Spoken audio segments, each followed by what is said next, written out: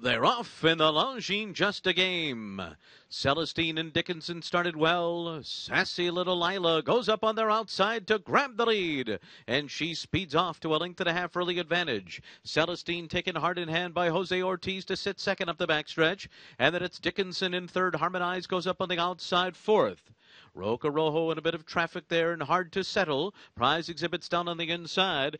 Antonoe is last, and the pace appears to be not all that fast. 23.7 the opening quarter mile. Up the backstretch, Sassy Little Lila by a length and a half. Celestine is second. Paco Lopez and Dickinson down at the hedge in third. Harmonize with a clear path outside of horses 4 lengths off the lead.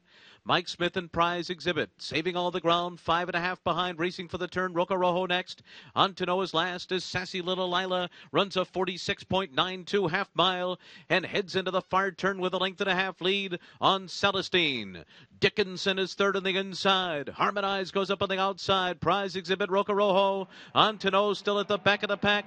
Sassy Little Lila carrying her speed to the top of the stretch.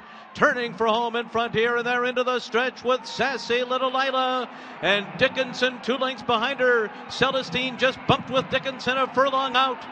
Trying to close the gap on the inside is Antonoe, and then it's Harmonize. Sassy Little Lila reaching for the wire. Antonoe is closing on the inside, and Dickinson, here comes Antonoe up the rail to win the Longines just a game under Javier Castellano. Sassy Little Lila was in a photo with Dickinson, and then came Harmonize. The final time was very fast, 1 minute 32.12 seconds.